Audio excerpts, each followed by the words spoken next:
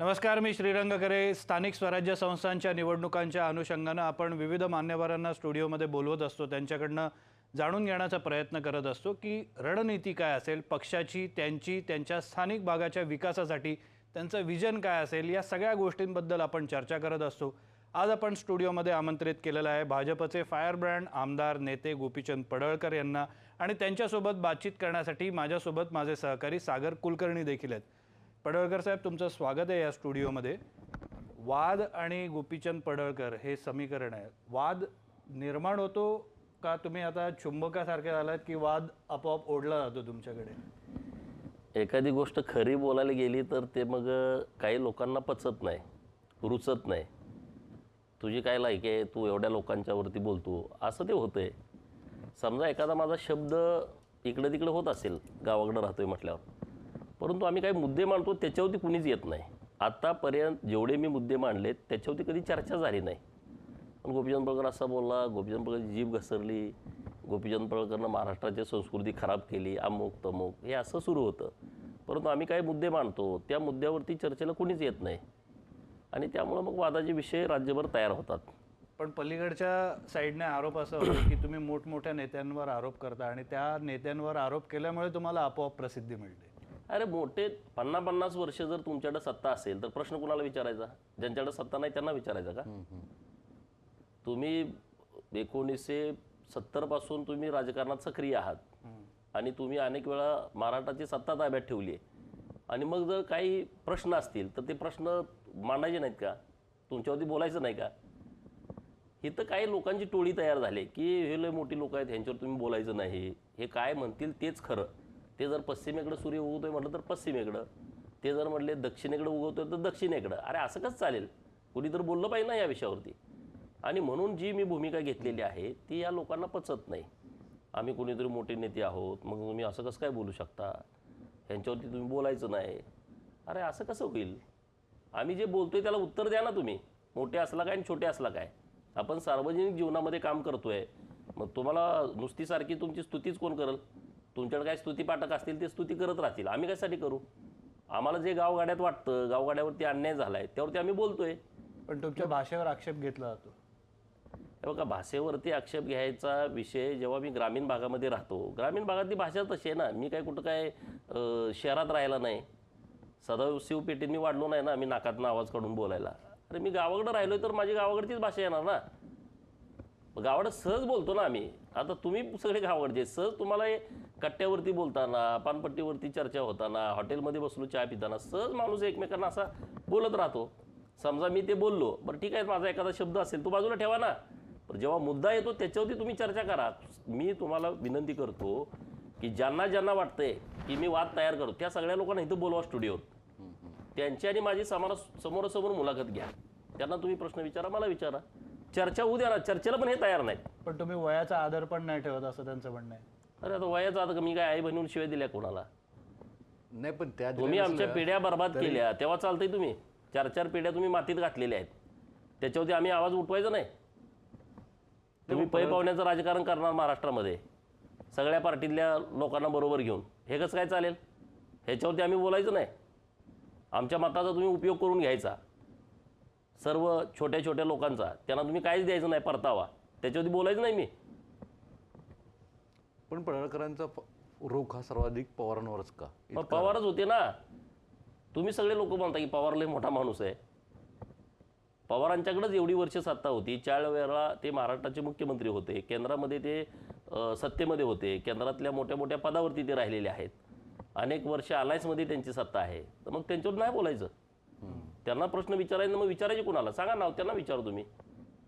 आत्ता तुम्ही सगळेजण असं म्हणताय की बाबा पवार सगळ्यात स्ट्रॉंग लीडर आहेत. मग स्ट्रॉंग लीडर असतील तर प्रश्न विचारल्यावर काय वाईट वाटायचं कारण नाही? त्यांनी उत्तर द्यावं ना. आम्ही कोणीतरी मोठे आहोत या भ्रमातनं त्यांनी बाहेर आलं पाहिजे, त्यांच्या पार्टीनं बाहेर आलं पाहिजे. तुम्ही कोणी मोठे लोक नाहीत. तुमचा सगळा विषय महाराष्ट्रातल्या लोकांनी ओळखला आणि तुम्हाला तुमची जागा दाखवून दिलेली आहे. तुम्हाला वाटतं प्रस्थापितांच्या विरोधात तुम्ही जो बंड पुकारला एवढ्या मोठ्या प्रमाणामध्ये, त्यामुळे तुम्हाला मिळालेली पब्लिसिटी फार मोठी होती, तुमच्या मागे क्राऊड पण प्रचंड आहे, आता तुमच्या मागे खूप नवीन तरुण पिढी पण येते, पण असंही असताना आता भाजपमध्ये सुद्धा मोठ्या प्रमाणामध्ये प्रस्थापित येतात. हे बघा, भाजपामध्ये प्रस्थापित येत असले तरी भाजपामध्ये नेतृत्व जे आहे ते प्रस्थापित नाही ना. ते सर्वसामान्य लोकांना न्याय देणारं नेतृत्व आहे. देवेंद्र फडणवीस साहेब ज्या पद्धतीनं महाराष्ट्रामध्ये काम करतायत ते सर्व समाज घटकांना बरोबर घेऊन काम करतायत, सर्व समाजाला न्याय देत आहेत. त्यामुळं भाजपमध्ये कार्यकर्त्यांची तशी मानसिकता होत नाही. कुणी जरी आलं आणि काही जरी झालं तरी भारतीय जनता पार्टीचं नेतृत्व हे सर्व समावेशक भूमिका घेतं, सर्व लोकांना न्याय देण्याचा प्रयत्न करतं आणि तशा डिसिजन घेऊन त्याच्यावर अंमलबजावणी झालेली आहे. नुसतं काय असं बोलण्यासारखं नाही, भाषणात सांगायसारखे मुद्दे नाहीत, भाजप कृती आहे. नाही, पण भाजपचे नेते सांगतात की भाजपचा DNA ओबीसी आहे. मग तरीही अनेक वेळा म्हणजे आत्ता जे वेगवेगळे आरक्षणाचे मुद्दे येतात अशा परिस्थितीमध्ये दोन्ही बाजूनी भाजपच्या नेत्यांची कोंडी होताना दिसते. नाही, कोंडी बिंडी काय नाही. भारतीय जनता पार्टीचं सरकार आल्याच्या नंतर या महाराष्ट्रामध्ये पहिल्यांदा ओबीसी मंत्रालय स्थापन करण्याचा निर्णय सरकारनं घेतला. ह्याच्या अगोदर का नाही झाला ओबीसी मंत्रालय? सरकार नव्हतं, मुख्यमंत्री नव्हते, निर्णय घेता येत नव्हते. परंतु देवेंद्र फडणवीस साहेबांना वाटलं की एक मोठा ओबीसीचा घटक आहे, ज्या घटकाच्या मदतीवरती आपण सरकारमध्ये येतोय, तर त्या घटकासाठी आपण काहीतरी केलं पाहिजे. म्हणून ओबीसी मंत्रालय स्थापन केलं. वेगळं खातं, वेगळा मंत्री, वेगळे सचिव, वेगळे सगळे अधिकारी आले. हा काय छोटा निर्णय नाही. ओबीसीने जायचं कुठं होतं अगोदर? सामाजिक न्याय विभागातून किती योजना येत होत्या? नव्हते योजना, लोकांच्यापर्यंत पोचत नव्हतं. महाज्योती नावाची संस्था स्थापन केली देवेंद्र फडणवीस साहेबांनी. त्यावेळेस मराठा समाजासाठी सारथी स्थापन केली. हे लोकांना मान्य नाही, ज्यांना बरं वाटत नाही त्यांना. अरे अनेक हजारो मुलं, गरीब मराठा समाजाची मुलं सारथीची मदत घेऊन अधिकारी झालेत, क्लास 1 झालेत. मी तिथं आंदोलन करतोय, त्यांच्यासाठी प्रयत्न करतो. मला मुलं भेटतात ना की देवेंद्र फडणवीस साहेबांच्यामुळं आज मी क्लास 1 अधिकारी झालोय. देवेंद्र फडणवीस साहेबांच्यामुळं मराठा समाजाचा मुलगा दिल्लीमध्ये UPSCचं प्रशिक्षण मोफतमध्ये घेतोय. ओबीसींच्या बाबतीत तर हे कधी शक्यच नव्हतं. ओबीसींसाठी महाज्योती संस्था स्थापन केली. पहिल्यांदा संस्था स्थापन केल्याच्या नंतर त्याला बजेट कमी होतं, ते वाढवलं. अरे मोठ्या प्रमाणात आम्ही त्या सगळ्या विषयामध्ये माननीय मुख्यमंत्री महोदयांच्या ह्या बाब लक्षात आणून दिल्या की ओबीसीचा एक मोठा समूह आहे. ओबीसी संघटना, मराठा संघटना या सातत्यानं महायुती सरकार विरुद्ध आणि खास करून देवेंद्र फडणवीसांच्या विरोधात इतके आक्रमक का असतात? हे बघा, त्यांचं समाधान का नाही होत? हे बघा, आता शेवटी महाराष्ट्राचे मुख्यमंत्री देवेंद्र फडणवीस साहेब आहेत. त्यांची जात आडवी येते ते तर आहेच की, ते 100% आहे. देवेंद्र फडणवीस साहेबांच्या जातीमुळे त्यांना अडचणीत आणण्याचा प्रयत्न केला जातोय. परंतु महाराष्ट्राची निर्मिती झाल्याच्या नंतर एक नेता असा महाराष्ट्राला लाभलाय. मी सर्वांना विनंती करेन, माझा नेता आहे म्हणून नव्हे, तुम्ही सगळे बारकावे तपासा ना. तुम्ही ज्या नेतृत्वाला मानतात त्याचे बारकावे तपासा, माझ्या नेत्याचे पण बारकावे तपासा. असा नेता महाराष्ट्राला लाभलाय की महाराष्ट्रातल्या सगळ्या लोकांनी जपला पाहिजे. असा नेता तुम्हाला लाभू शकत नाही परत, की जो सर्व घटकांचा विचार करतो. त्यांच्याकडं तेवढं नॉलेज आहे, त्यांच्याकडे तेवढं टॅलेंट आहे आणि त्यांच्याकडे तेवढी प्रामाणिकता आहे. द्वेष नाही त्यांच्याकडे. नाही, पण शरद पवारांसारखे नेते पासून ते खाली आपण म्हणू की जरांगेंसारखे नेत्या थेट टार्गेटवर फडणवीस. बघा, पवारांना किती झाडावरती चढवायचं हे पण तुम्ही सगळ्या लोकांनी ठरवलं पाहिजे. पवार हा इतका मोठा विषय, पण आता आणि परत वाद तयार, गोपीचंद पडळकर असा बोला, गोपीचंद, अशी नाही परिस्थिती. मला सांगा, पवारांच्या सोबत अनेक पार्ट्या देशामध्ये झाल्या. त्या आता जयललिता किती वेळा मुख्यमंत्री झाल्या तिथं स्वतःच्या हिमतीवरती. 22, 23 त्यांचे खासदार दिल्लीला गेले. ममता बॅनर्जी आता आमच्या विरोध पार्टीतल्या आहेत. ममता बॅनर्जी आता त्या किती वेळा मुख्यमंत्री झाल्या, किती त्यांचे खासदार निवडून येतात, किती आमदार त्यांचे निवडून येतात. अरविंद केजरीवाल काल परवा अण्णा हजारेंच्या आंदोलनात घोषणा देणारा माणूस, भारत माता की जय, वंदे मातरम, ह्या घोषणा देणारा माणूस, तो तिथं 2 वेळा 3 वेळा मुख्यमंत्री झाला. इकडं अखिलेश यादव असेल, त्यांचे वडील मुलायमसिंह यादव असतील, इकडं लालू प्रसाद असतील, राबडी देवी असेल, नंतर आता तेजस्वी त्यांच्याबरोबर काम करणार असेल, आता परत एक स्टॅलिन तिकडं आहे. कितीतरी त्यांच्या 100-150 मरेत आमदार जे निवडून आणतायत, 20-20, 30-30 खासदार निवडून आणतायत. त्या तुलनेत पवारांना जमले का सांगा? देवेंद्र फडणवीस साहेबांनी सलग 3 वेळा 100च्या वर आमदार निवडून आणले. तुम्ही त्यांना बदनाम करण्याचा प्रयत्न केला, तुम्ही त्यांना टार्गेट केलं. काय झालं? महाराष्ट्रातल्या लोकांनी त्यांना स्वीकारलंय, हे तुम्ही समजून घ्या ना. महाराष्ट्रातल्या पूर्ण जनतेने त्यांना स्वीकारलंय. पण आमदार निवडून आणत असताना त्यांच्यावर आरोप असा होतो किंवा तुमच्या पक्षावर आरोप होतो की तुम्ही दुसऱ्या पक्षातले लोक फोडून जे जिंकण्याची क्षमता असेल तुम्ही त्यांना स्थान देता. अरे मग पवारांनी पक्ष फोडावं असं तुमचं गणित होतं ना अगोदर. पवारच पक्ष फोडतेत, पवारच पक्ष फोडतेत असं होतं ना अगोदर. लोकांना भीती वाटते, अरे पवारांनी लक्ष घातलं तर काय तर होईल. आता ते देवेंद्र फडणवीस साहेबांच्या वरती लोक विश्वास ठेवतात. पक्ष फोडतात म्हणजे काय त्यांना काय मारून आणतोय? लोक विश्वास ठेवून येत आहेत ना, त्यांच्या व्हिजनवरती विश्वास ठेवून लोक येत आहेत. त्यांच्यावर काही जबरदस्ती करून नाहीत आणलेली लोक. त्यांना वाटतं की आपण आता बदललं पाहिजे, आपण भाजपच्या सोबत गेलं पाहिजे, एक नेता महाराष्ट्रासाठी काम करतोय तर त्यांच्या पाठीमागं पाठबळ उभा केलं पाहिजे. पण मग हे जे चित्र रंगवलं जात आहे सध्या की महायुतीमध्ये नाराजी आहे, कारण महायुतीतल्या घटक पक्षांचेच कार्यकर्ते, नेते, पदाधिकारी आपल्याकडे वळवले जात आहेत, खास करून ठाण्यामध्ये किंवा मुंबईमध्ये आपण जे परिस्थिती बघितली किंवा इतर राज्याच्या भागांमध्ये परिस्थिती बघा, बघितली. महायुतीमध्ये ह्या महायुतीमध्ये आमचे तिन्ही नेते जे वरिष्ठ लेवल आहेत ते वरच्या लेवलला नक्की हा विषय बसून मिटवतील. काय नाही त्यामध्ये एवढं. लोकांच्या मध्ये वादविवाद असणं पार्टीमध्ये जिवंतपणाचं लक्षण आहे. आमचे नेते सक्षम आहेत, त्या विषयावरती नक्की मार्ग काढतील. म्हणून महाविकास आघाडीवाल्यांनी लय काय त्याचा आनंद व्यक्त करण्याची आवश्यकता नाही. त्याचा फायदा तुम्हाला होणार नाही, कारण तुमच्याकडे लोक नाहीत ना. जेव्हा तुम्हाला निवडणूक लढवायची असते तेव्हा तुमच्याकडे उमेदवार सक्षम लागतो. तुमच्याकडे उमेदवार नाहीत, मग तुम्ही ह्यांच्यात भांडण कधी लागलं मग आमचा फायदा काय? त्याचा उपयोग महाविकास आघाडीला होणार नाही. मग या स्थानिक स्वराज्य संस्थांमध्ये काय चित्र असेल? आता स्थानिक स्वराज्य संस्थेमधलं चित्र अगदी स्पष्ट आहे.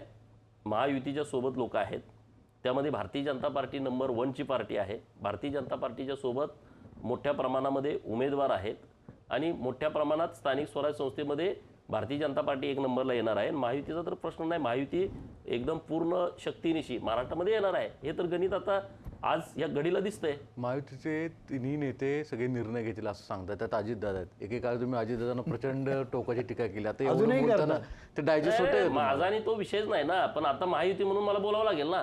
म्हणजे माझा आणि त्यांचा काही विषय नाही. मी त्यांच्या कुठं खात्याकडे बी जात नाही, त्यांच्या ऑफिसला पण. तुम्हाला सगळ्यांना माहित आहे माझा तो विषय. माझा नेताच एवढा खमके आहे, मला कुणाला जायची आवश्यकताच नाही आणि मी जात पण नाही. निधी माझा नेताच मुख्यमंत्री आहे. निधीची मला कसली अडचण आहे? निधी मला काहीच अडचण नाही. निधी मोठ्या प्रमाणात मला जतला साहेबांनी दिलाय आणि साहेबांचं लक्ष जतला असल्यामुळं मला कुठली अडचणच तिथे येत नाही. 2 महिन्याच्या आतमध्ये मला आरटीओ कार्यालय दिलं. शक्य आहे का सांगा? जत सारख्या ठिकाणी आरटीओ कार्यालय वेगळं दिलं. MH59 तिथे इंडस्ट्री पण आणतात ना, सोलर MIDC मला दिलेली आहे. परंतु अजून तिथं MIDC मध्ये त्यांनी पास्तूर जाहिरात पण दिली होती. परंतु हे JNPA इकडं लांब असल्यामुळं अजून तिथं उद्योजक यायला तयार नाहीत. तर माझा पाठपुरावा सुरू आहे मुख्यमंत्री महोदयांच्याकडं की त्यांनी एक मोठी इंडस्ट्री आम्हाला जतला द्यावी. आता 2000 एकर जागा मी उपलब्ध करून दिली आहे. बरोबर. नाही, पडळकरांना म्हणजे तुमचं सगळ्यात जास्त अगेन्स्ट जे पॉलिटिक्स आहे ते पवारच्या विरोधात आहे. तुम्हाला आता अनेक वेळा असं आम्ही बघतो की सोशल मीडियामध्ये की तुम्ही अजित पवारांच्या बाबतीत आता फार सॉफ्ट झालेलं आहे, त्यामुळे पण अनेक जण ट्रोल करतो तुम्हाला, तुमच्या टार्गेटवर त्याचा वाद तयार होतो. माझ्यामुळे माझ्या नेत्याला त्रास होऊ नये ना, म्हणून मला शांत बसावं लागतं. खास करून आता जो जमीन घोटाळा उघडकीस आला पार्थ पवारांचा, मग त्यावर तुम्ही परत काहीच बोलत नाही. नाही, मुख्यमंत्री महोदयांनी त्याविषयी स्पष्ट सांगितलं की बाबा चुकीचं काम मी खपवून घेणार नाही. लगेच त्यांनी गुन्हे वगैरे दाखल केले, त्या प्रक्रिया सुरू झाल्या ना. त्यामुळे जेव्हा कुठं न्यायच मिळणार नसेल तेव्हा मला भूमिका घ्यायला लागली असते. परंतु आमचा नेता चुकीचं काम करणाऱ्यांना पाठीशी घालत नाही हे सगळ्यांना माहीत आहे. त्यामुळे त्या विषयामध्ये माझ्यापर्यंत नंबरच आला नाही ना बोलायचा. पडळकर साहेब, गेल्या काही कालावधीमध्ये विशेषतः 2024च्या काही आधी आणि नंतरनं महाराष्ट्रामध्ये ओबीसी विरुद्ध मराठा हे पोलरायझेशन प्रचंड झालं. जरांगेंना एवढी हवा कोण दिली?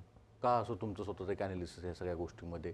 आणि बघा आता हवा कुणी दिली, काय दिली हे तुम्हाला सगळ्यांना माहित आहे. मी त्याशिवाय तुम्ही सांगा आम्हाला. मी आणि बोलून कशाला वाद तयार करायला. परंतु आम्हाला काही गोष्टी कळतात त्या अर्ध्या अधुऱ्या असतात. तुम्ही ग्राउंडवर काम करता, तुम्हाला माहिती आहे. त्यांना हवा देण्यामुळे काय झालं? मराठा समाजाचं नुकसान झालं यामध्ये. हे समजून घ्यायला पाहिजे मराठा लिडरनी. तुम्ही कारभाराच्या भूमिकेमध्ये होता. एखादं पूर्वी आपल्याकडे गावाकडं आता पण असते एकत्र कुटुंब पद्धती आहे आपल्याकडं. एक कारभारी असतो, एक बैलका असतो, एक मेंढका असतो, एक शेतीचं काम करतो, एक इकडं तिकडं काहीतरी दुसरे काही छोटे मोठे आपले व्यवसाय असतो करतो. ते सगळे आणून कोणाला देतात? कारभाऱ्याकडं. सगळेच कारभारी होत नाहीत आणि मग तो कारभारी बघतो कोणाच्या मुलीला शाळेचं कुठं ॲडमिशन घ्यायचं आहे, मुलाचं कुठं ॲडमिशन घ्यायचं आहे, त्याला कपडे घ्यायचे आहेत का, दिवाळी आली दिवाळीला काय करायचं, किंवा हॉस्टेलला एखाद्याला ॲडमिशन, तो सगळं बघत असतो कारभारी. आणि मग तो कारभारी जर चुकीचा वागायला लागला तर घर फुटतं, वेगळे राहायची पाळी येते त्यांना. मराठा समाज हा सामाजिक विनेमध्ये कारभारी आहे. तुम्ही मेन मुख्य भूमिकेत आहात आणि तुम्हीच आता असं वागायला लागला लोक बघणार कोणाकडं? त्यामुळं आज जरी मराठा समाजाला वाटत असलं की बाबा आम्हाला हे फायदा होतोय, तर त्याचा फायदा नाही, उलट 10-20 वर्षानंतर त्यांच्या लक्षात येईल की बाबा यामुळं मोठं नुकसान झालेलं आहे. पण स्थानिक स्वराज्य संस्थांच्या निवडणुकीमध्ये ती धार कमी झालेली आहे जी लोकसभा आणि विधानसभा निवडणुकीच्या वेळेला आपल्याला बघायला मिळाली होती. नाही नाही, आता तरी कारण ही वातावरण स्थानिक एवढं काही पातळीवरची वाटत नाही निवडणूक मला आहे. ग्रामीण भागामध्ये.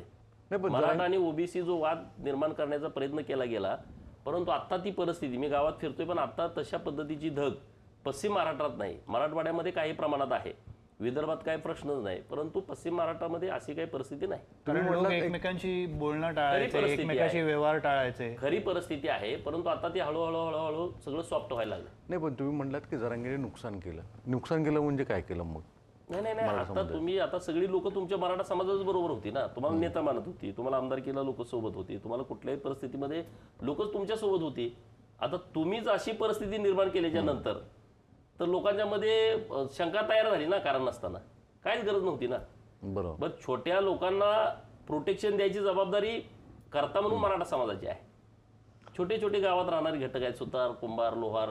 नाही पण मग 12 बलुतेदारांच्या विरोधात एवढं टोकाची विधानं करून ही अस्वस्थता त्यांनी वाढवली का असं तुम्हाला म्हणायचंय? आता ती परिस्थिती झाली ना राज्यामध्ये, एकदम टोकाची परिस्थिती झाली ना.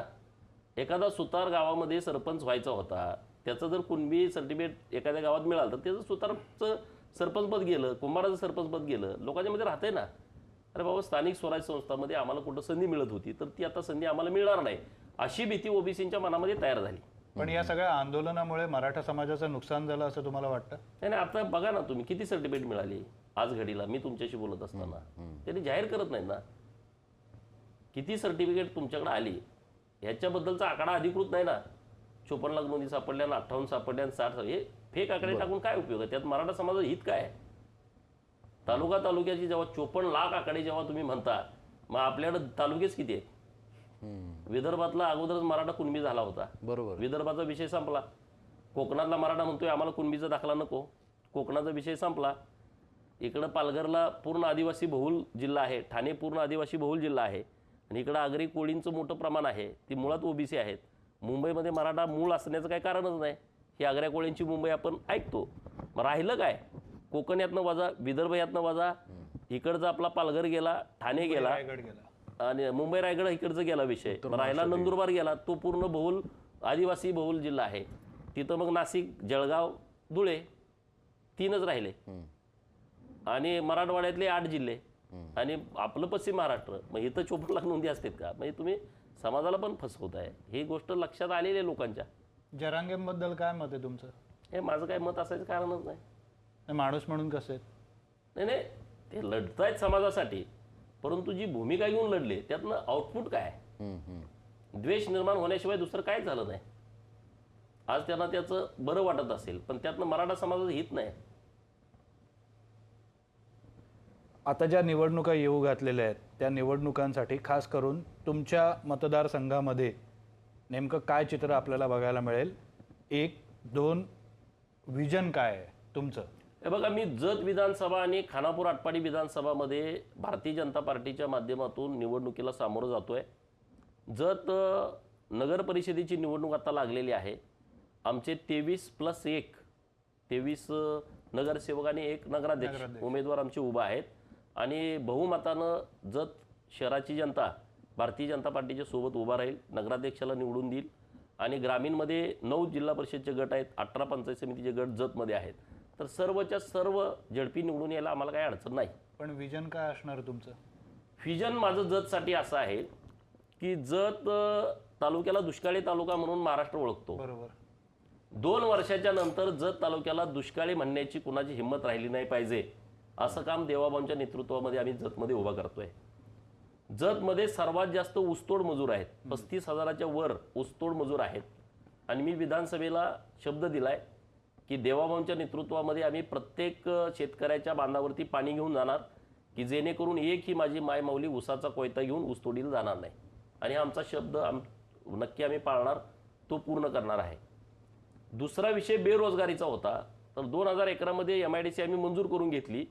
आमचा प्रयत्न सुरू आहे की एखादी मोठी फॅक्टरी आली पाहिजे, पण आजपर्यंत अजून त्यात मला यश आलं नाही. पण माझा सातत्यानं माननीय मुख्यमंत्री महोदयांच्याकडं आणि उद्योगमंत्री महोदयांच्याकडं पाठपुरावा सुरू आहे. आता विजन माझं असं आहे की जत तालुक्याचा मी अभ्यास केला, मी अत्यंत जबाबदारीने बोलतोय. देशामध्ये असा कुठला तालुका नसेल की जिथं 30 मंदिरं अशी आहेत जिथं लाखो लोक येतात. 30 मंदिरं. तुम्ही तुमच्या तालुक्याचा पण अभ्यास करा. पंढरपूरला तुम्ही राहता 1 मंदिर, पण बाकी नाही. 30 अशी मंदिर आहेत. कर्नाटक आणि महाराष्ट्रातली लोक तिथे येत आहेत आणि म्हणून मी मुख्यमंत्री महोदयांच्याकडं मागणी करतोय, जत ही दुष्काळी भूमी नाही तर ती देवभूमी आहे. जतला देवभूमी राज्य सरकारनं घोषित करावी आणि 30 मंदिरांचं एकत्रित सर्किट करून एक विकास आराखडा आम्ही सरकारकडे देतोय आणि तो विकास आराखडा सरकारने मान्य करावा. अशा पद्धतीची मागणी मी सरकारकडे करतोय. जत शहरासाठी तर सरकार मला खूप ताकदीनं पाठीमागं उभं आहे. 8-8 दिवस पाणी येत नाही. आता पाण्याच्या योजनेचं काम सुरू आहे. बंदिस्त गटारची प्रस्ताव दिलेला आहे. 150 कोटीच्या रस्त्याचा प्रस्ताव दिला आहे आणि विशेष म्हणजे 100 एकरची फॉरेस्टची जागा होती, त्यामध्ये आम्ही प्राणी संग्रहालयाची मागणी केली आणि राज्य सरकारनं त्या प्राणी संग्रहालयाला मान्यता दिलेली आहे आणि तो प्रस्ताव आता केंद्र सरकारकडे जातोय. जर जतला प्राणी संग्रहालय 100 एकरात झालं तर आजूबाजूच्या 4-5 जिल्ह्यातली लोक जतला पर्यटनासाठी येऊ शकतात. रोजची जर 2000 लोक पकडली तरी जतला आम्हाला एक चांगलं पर्यटन केंद्र म्हणून जत पुढे येईल. जाता आता एक धर्माचा मुद्दा काढलात. मधल्या काळामध्ये धर्माच्या मुद्द्यावरून बरंच राजकारण झालं. तुमच्याकडनंही आरोप केले गेले, विरोधकांकडनंही आरोप केले गेले. नेमकी महाराष्ट्राची परिस्थिती धर्माच्या बाबतीत काय? तुम्ही धर्मांतरणाचा मुद्दा विधानसभेत सातत्यानं उचलत आले. हा विषय राजकीय नाही, हा आमचा राजकीय अजेंडा नाही, परंतु धर्मांतरण करण्याच्या बाबतीमध्ये जी लोक प्रयत्न करतायत त्याबाबत आम्ही गंभीर आहोत. गावाकडं तुम्ही येताय, गावाकडं खेड्यापाड्यामध्ये, आणि त्या लोकांना आमिष दाखवताय, तुम्हाला मदत करतो, घर बांधायला काहीतरी पैसे देतो, 4 पत्रे देतो, सिमेंटची पोती देतो, दवाखान्यात मग तुमचं पेशंट आहे आम्ही काहीतरी प्रार्थना करतो, चमत्कार घडवून आणतो, हे जे सुरू आहे आणि तुम्ही धर्मांतरण करताय ह्याला आमचा आक्षेप आहे.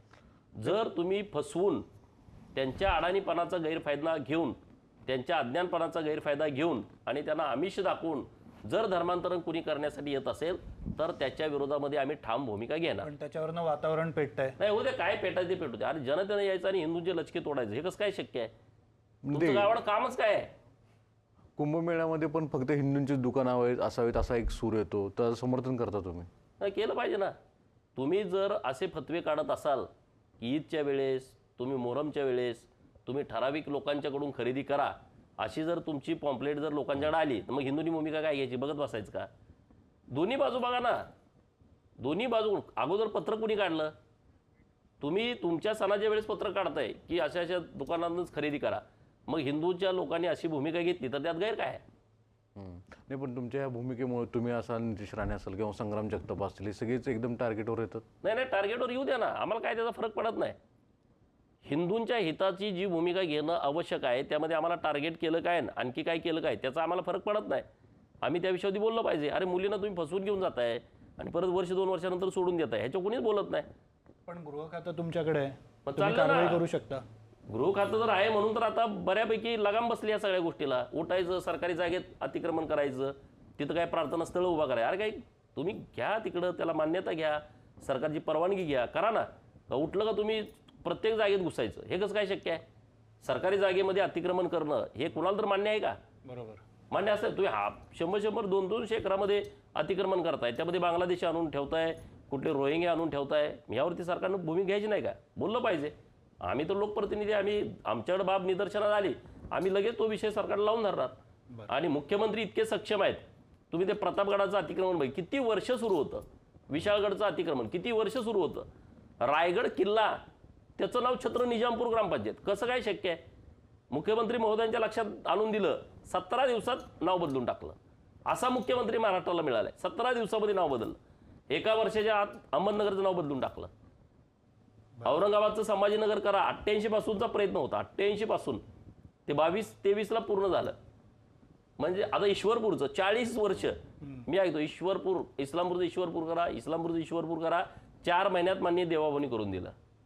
नाही, पण मग तुम्ही हे करता ते सगळं हिंदू पोलरायझेशनसाठी करता, असा एक आरोप तुमच्यावर होतो. मग नाही, कुणाला काय आरोप करायचे ते करू द्या. मग हे काय तुमचे कोण लागतात का?